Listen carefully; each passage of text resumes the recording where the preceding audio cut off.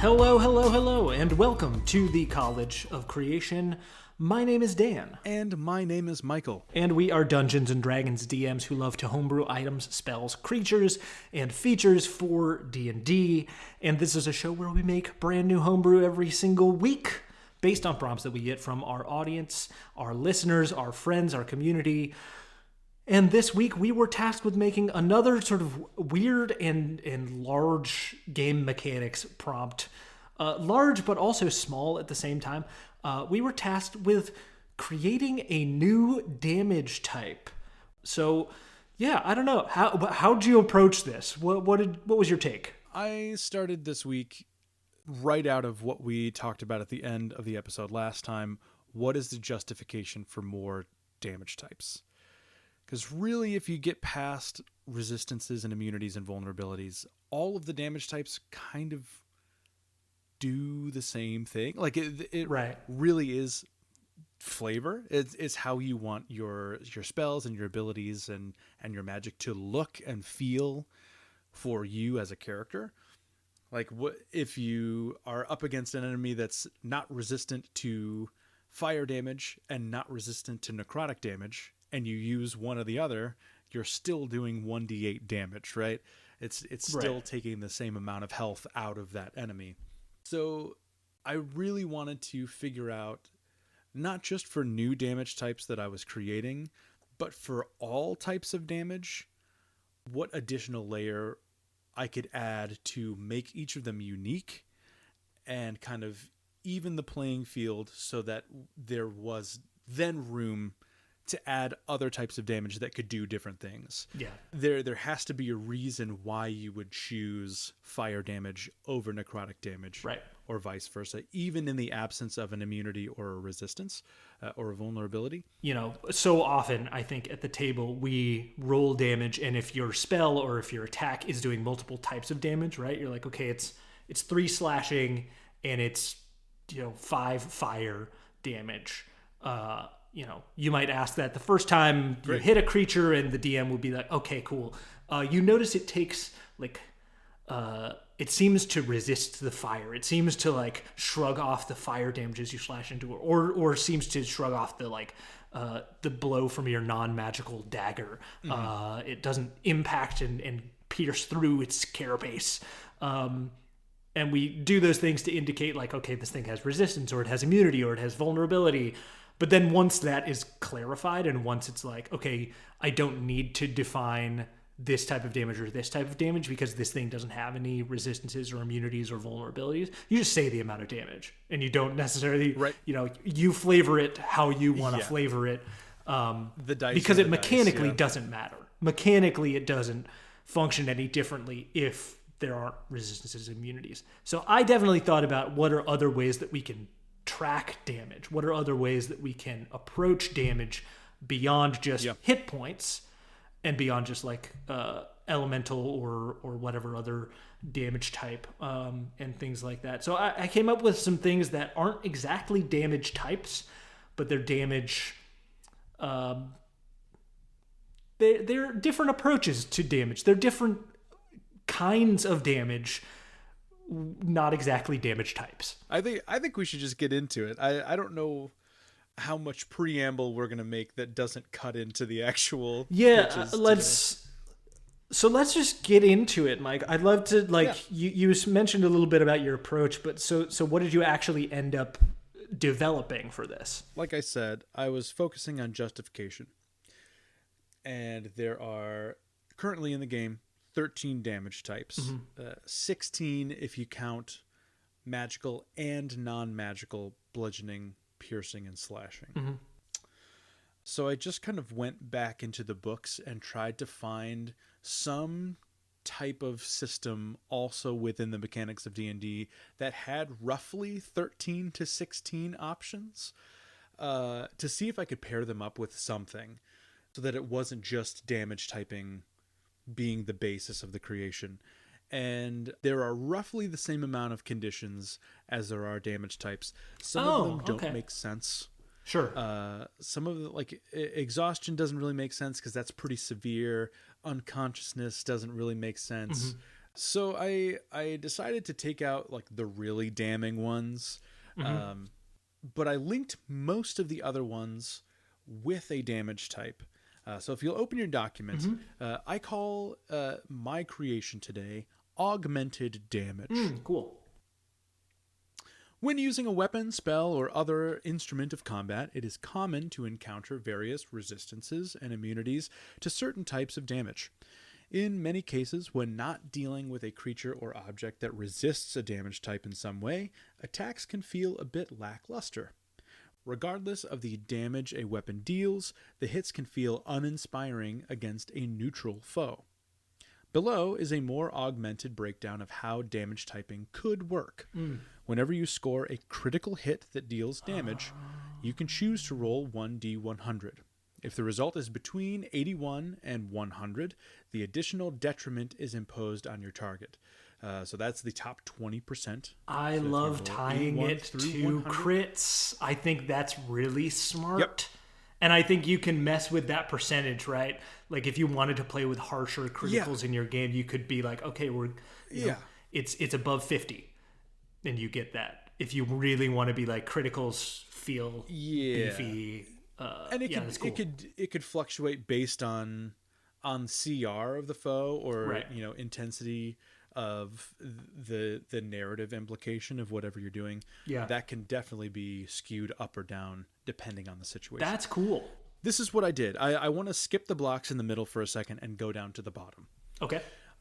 This document also includes the following new conditions, because I ended up not having enough conditions for the things that I made. Okay, yeah, sure. So I made some new conditions as well. I dipped into the hazards of the game, Cool. Which don't get nearly enough playtime. I came up with 4 new conditions. The first of which is bleeding.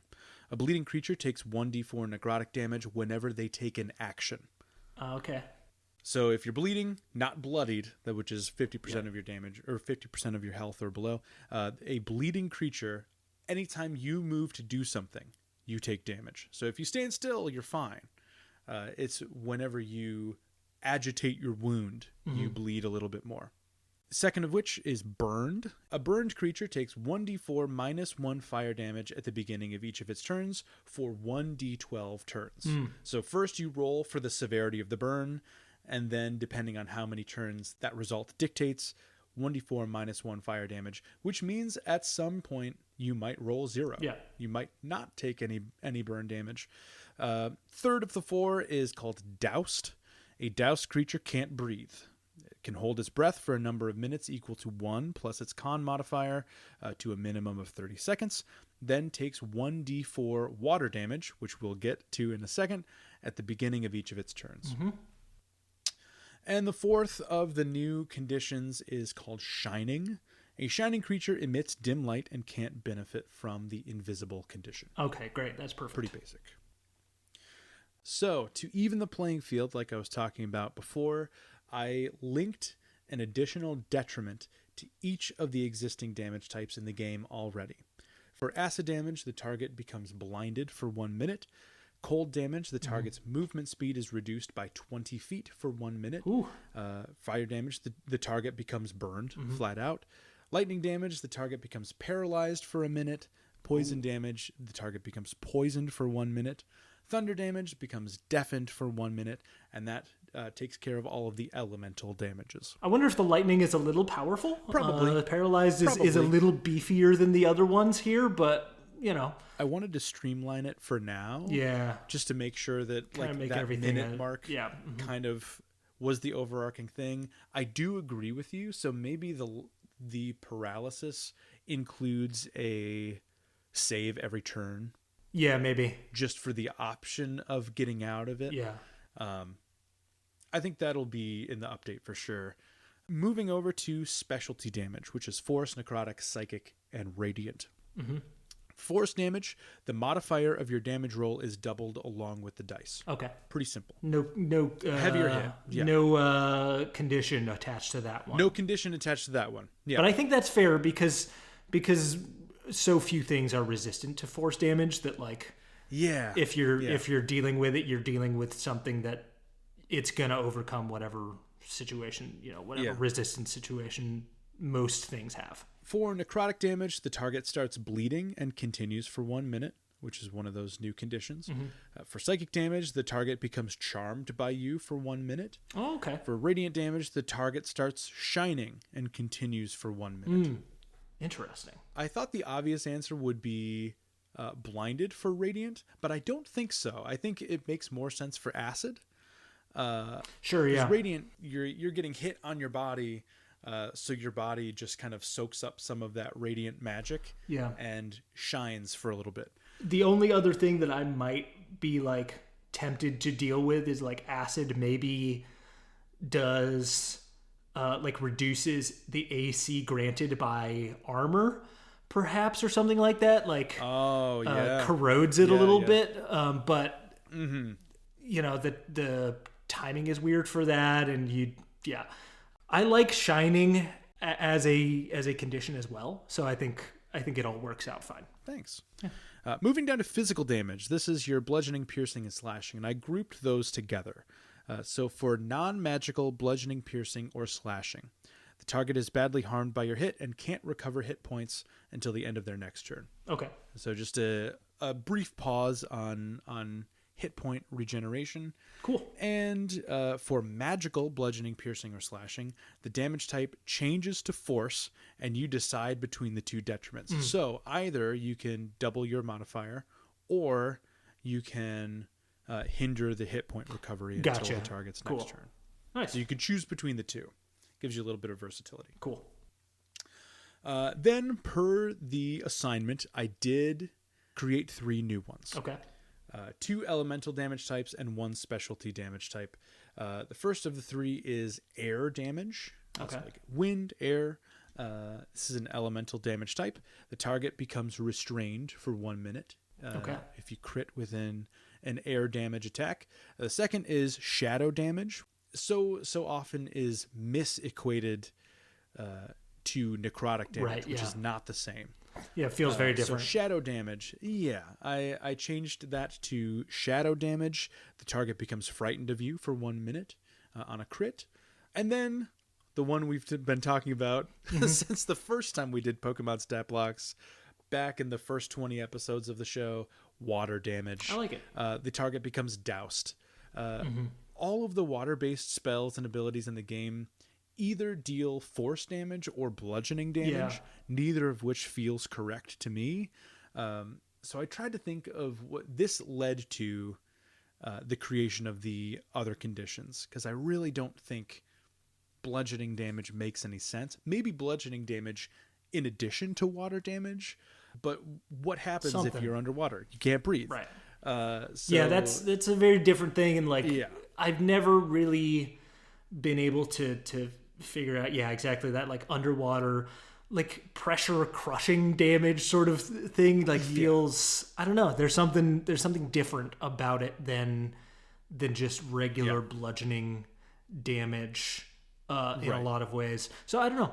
But I think this is all very cool. I love that it ties to crits and adds this like additional higher level crits sort of situation that isn't necessarily like lingering injuries, but you are playing with like, let's beef up crits a little bit. Let's add something. And exactly like you say, providing some incentive to use a different damage type that isn't just, I have to get around a resistance, so I'll use this damage type, but like actually actively making the choice to be like, I want to try and apply this, so I want to try and crit on specifically poison or something, right? I specifically want to deal with that, which I think is why force works really nicely, because not having a condition applied to that, like you would usually be using force to, just bypass any damage resistances. But using some of these other ones, it's like, oh, but the condition would be really nice to have here. So you've got more of that, like there's more at stake with whatever choice you're making. There's more sort of on the line, which I think is great. Thanks, man. Yeah. Sounds cool. Super basic pitch this week for a very basic yet complex prompt. I think I might start rolling this into my games just to see how it works, if it even comes up much at all. Yeah. The chance of a crit is what it is. Obviously augmented a little bit based on abilities that you choose or have. I don't know how much this actually would come up, but it does increase, I think, the excitement when you do crit. You're like, oh, wait, what damage type did I use? Hold on, let me go back to my chart and see what additional bonus I have. What can I apply to this creature? Because I forgot that these things existed. Just a little extra point of excitement for a player when they crit and remember that these exist. It's rare enough, but I also think you could mess with the rarity pretty effectively if you wanted to make this more common, if you wanted to make these feel like they're more likely to happen on a crit. You could say anytime you crit, you just apply it. You could, like I said, you could do a 50% chance. You could do a slightly different calculation if you wanted to bump up the effectiveness and the swinginess of crits, which I think is a fun option. My first idea was not tied to crits. It was tied to AC and saving throws. So like if you're hitting with an attack roll, like if you have a hit that's so overwhelming that it just like exceeds the AC by like a crazy amount, then you just get one of these flat out. Like it just happens because you're just so overbearing with your attack. Similar to saving throws, if the saving throw is failed by a specific amount, like more than 10, if your DC is 15 and they roll a 3, you're getting this condition also on top of the damage. Those are homebrew mechanics that I do enjoy sometimes. Yeah. That felt too prevalent. I felt like that was going to happen more often than not, probably, especially at higher levels.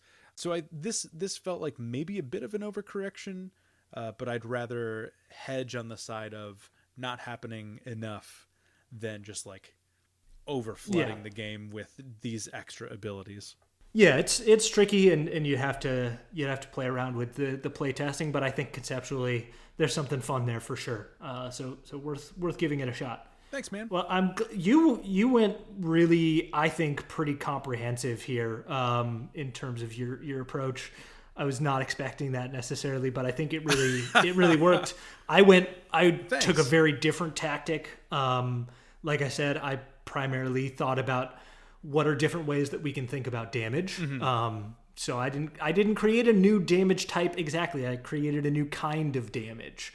I created 3 different ways to kind of approach damage, and I'm actually gonna read this in a different order than I have it set up, because I actually like one of these significantly more than the other 2, and one of them I'm kind of like, I don't even know why I brought this. I probably should have cut this out. So I'll start with that one. Okay. These are just damage options, no preamble, nothing like that. The first one I'll start with is the concept of weakness. So strategic enemies will opt to weaken their foes before delivering their final blow, and these enemies may choose to apply weakness to give themselves the upper hand.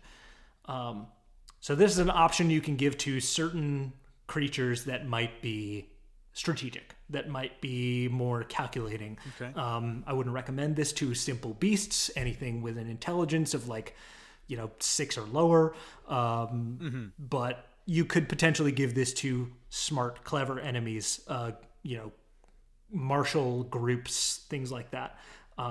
The first time a creature hits a target with a weapon or spell attack, it can choose to deal half the rolled damage in order to apply 1 point of weakness to the triggering damage type. Okay. A creature with weakness to a certain damage type takes 1 additional die worth of damage whenever it takes damage of that type, per 1 point of weakness. Ooh. All points are removed when the creature completes a short or long rest. Okay, so this is overly complex. I can see why you don't like it. I love this as an idea. I think it's a fun idea, I especially love this as an idea. it's a creature trait. though. Yeah. This is like something you give to a hobgoblin warlord and just add into their special it's, traits. It's very warlord. It's not Yeah. something you should Yeah. like just say broad. I don't think it's something that should be just broadly DMs. Add this to whoever you want. Like this should be onto one like the main bad guy in a group of bad guys. Yeah. Who's hitting your people with a little bit of weakness so that all of their allies' attacks are a little bit more effective against usually specifically like one target that they want to focus fire on. I would build this into a stat block. I don't think I need to bring it this way. Question. Yeah. About weakness. Just verbiage question here. The first time a creature hits a target with a weapon or spell attack. Oh, I'm sorry. So is that on its turn? honest? Okay. So the idea is that if you have a multi-attack, you that can't changes apply multiple points on the same attack turn, right? If you have a multi-attack where you do 3 longsword attacks, you shouldn't be able to half the 3 damage from weakness all of them points, and give 3 points of weakness to slashing damage. That's not fair. Certainly not. Only once per turn. And Gotcha. only the first time you hit. Okay. So if you miss once and then you hit, you can do it. But yeah, so Gotcha. Okay. sorry, that's my mistake to not write on its turn in there. That was my fault. Yeah. Then we're gonna move backwards to stress damage. So stress damage is inspired by some other games that have multiple tracks for how you track how well your character is dealing with the situation. You have like an injury track and you also have like a mental track, right? So you're taking like mental and physical damage. Call of Cthulhu, they're like Shadowrun has like stun damage and physical damage. Like they're different things, and different things deal different damage. So I tried to come up with a way to reflect that in the system of D&D, if that is the kind of game you want to play. When overcoming challenges that test a character's will and force them to face great fears, physical damage may be less concerning than mental and emotional strain. When dealing with these situations, you can consider using stress damage instead. A creature might take stress damage from facing a deep-seated phobia, contending with a near-death scenario, surviving harsh conditions or long periods of isolation, or any source that would normally deal psychic damage. So as a DM, you would be kind of determining, okay, this is significant enough that you should take some amount of stress damage from this situation that you are in, a near-death scenario, whatever it is. You decide kind of how much damage is appropriate there of a similar level, similar challenge, all of that stuff. You roll it as normal for damage. When a creature takes stress damage, it does not reduce its HP as normal, but instead temporarily reduces its ability scores by the amount of damage, distributing this penalty between ability scores as the player chooses. So all penalties are removed when a creature completes a long rest. The idea is, okay, I've rolled, you're going to take 7 stress damage. I, as the player, then have to reduce my ability scores by a total sum of 7. How do you decide to distribute that? Basically trying to reflect the idea that, like, as you take strain in a situation, your faculties are pushed to their limits. And so what are you willing to sort of like sacrifice your ability to succeed at in order to keep pushing forward? Yeah, this is great. I think this should be used sparingly, certainly, and only in like exactly those like very high stress situations, deep-seated Really phobias, strenuous, like primary phobias, like not like, ooh, I'm a little bit scared of spiders. Like no, like I'm talking like the thing that is the most scary thing to this person in the world. That might cause stress damage, but most other things shouldn't cause stress damage, which is maybe why I also feel like, I don't know about this one. I'm sort of like, I'm sort of okay on this one. I think that this could very easily be expanded to stress damage which is temporary, and extreme stress damage, which is permanent, or like maybe requires downtime to heal. Because I think this brings into the conversation the lack of real mechanical detriments to coming back from death. Yeah. Like if you cast Revivify on a player and they come back and they're like, I'm good.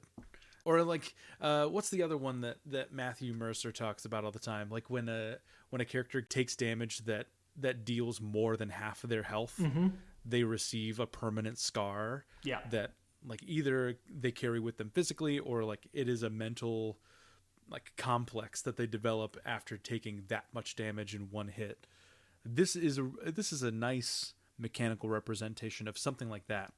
Like if you come back from death, if you physically pass away and somebody else has to revive you, call to the gods to bring you back, like that's some pretty crazy stress damage in that situation. Like that supersedes long rests. You have to take a few weeks to just chill out and meet with your therapist on BetterHelp. Yeah, I mean, to reduce your stress damage. Not a sponsor. Not a sponsor. Just want to throw that out there. Yeah, I mean, I think that is true, and I think there are probably more robust homebrew rule sets that could be used that don't feel quite so much like damage, but do reflect overcoming some really, near-death situations, really stressful stuff that like does feel permanent. I also have like tried to figure out ways to like make those near death, like dropping to 0 hit points, being revived from death, feel a little bit more intensive. So I'm always keen on like things like if you drop to 0 hit points and get brought back up, you come back up with 1 level of exhaustion, or you come back up with a lingering injury from the lingering injuries table. If you come back from death, you come back with multiple levels of exhaustion because you shouldn't be able to do anything for a few days. But this is sort of not a robust enough rule set. I think for that sort of thing, I would have to expand it out a lot. And that feels like it would be its own thing and wouldn't be so much tied to damage as a concept, which maybe is worth it. But the last thing that I'll talk about is my last sort of creation here, which is the thing that I like the most and the thing that feels the most like it fits as damage.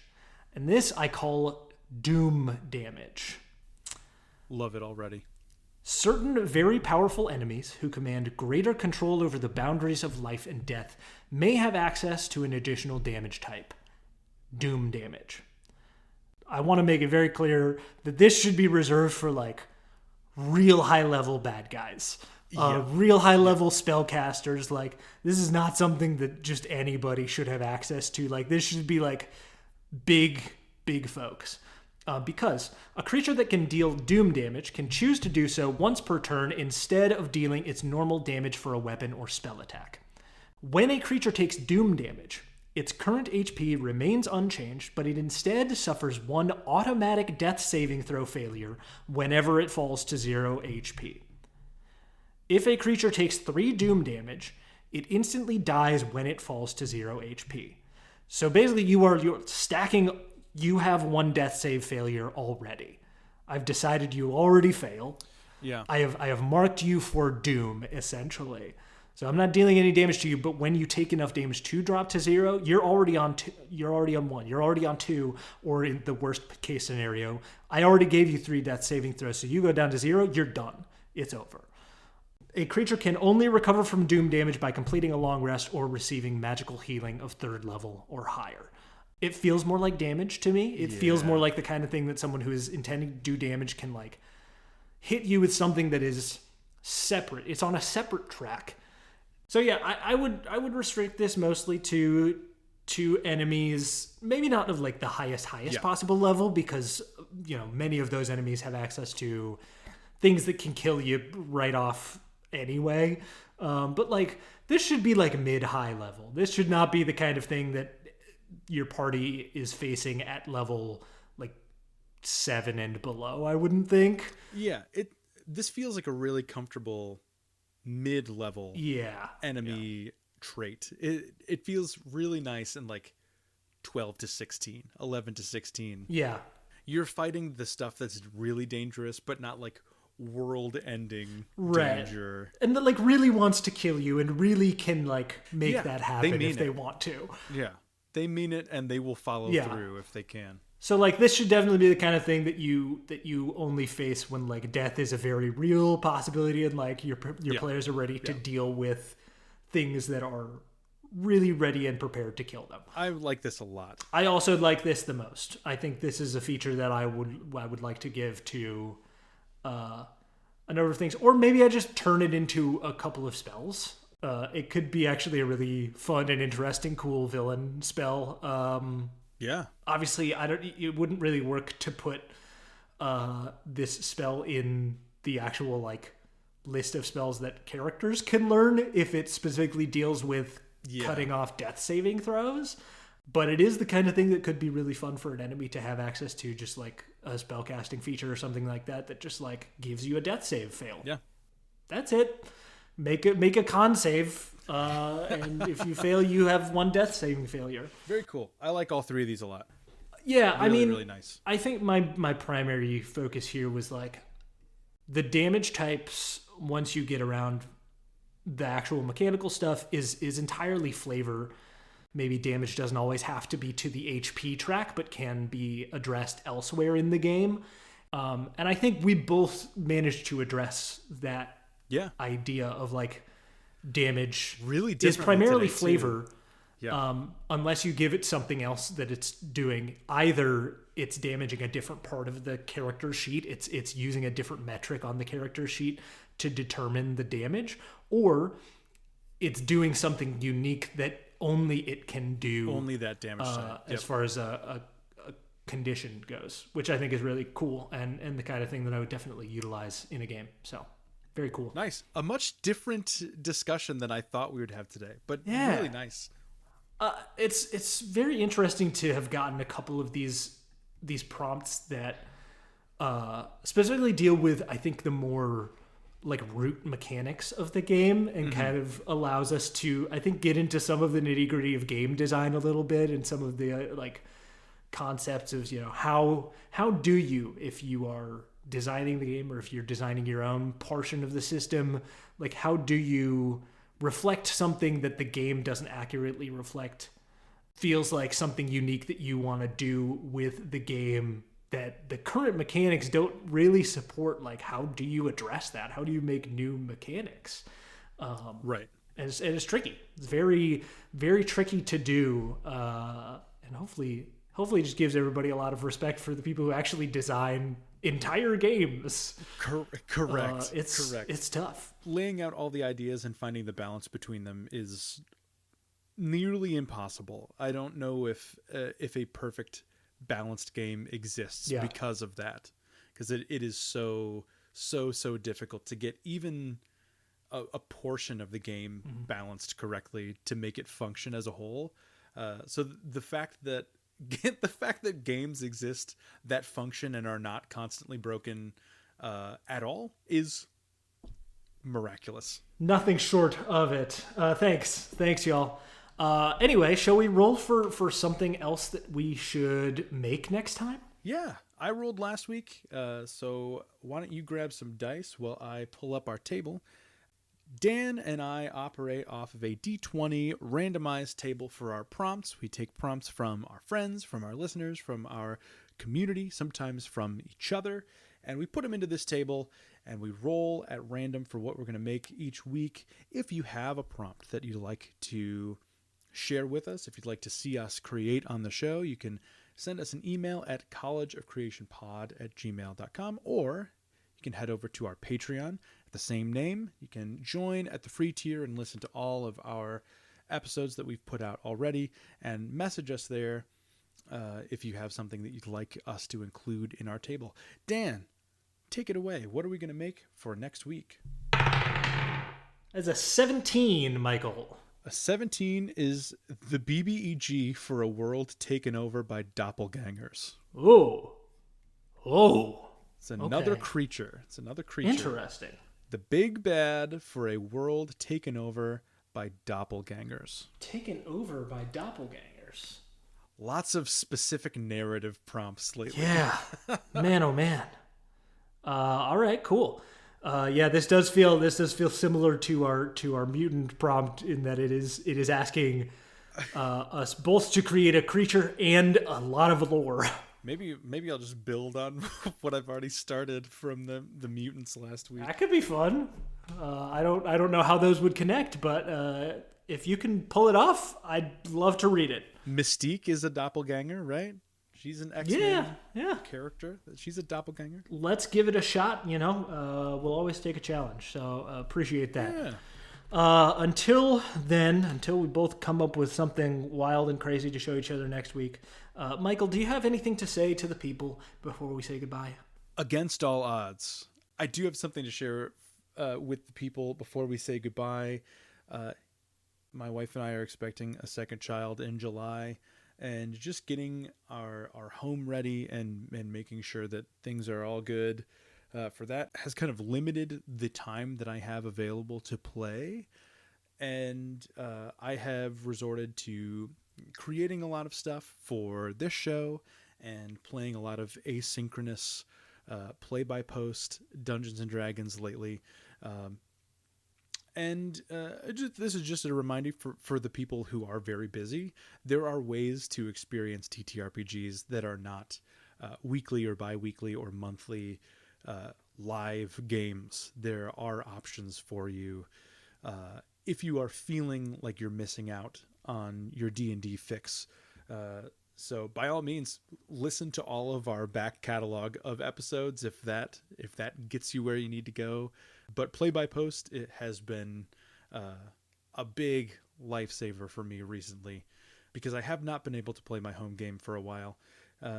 So yeah, look into some online forums or join a group that plays asynchronously because it really does scratch the itch for me. Yeah, absolutely. It's great to find new ways to explore and experience the game, and it can be tricky to manage when there's a lot of other life stuff going on and feeling disconnected from the hobby.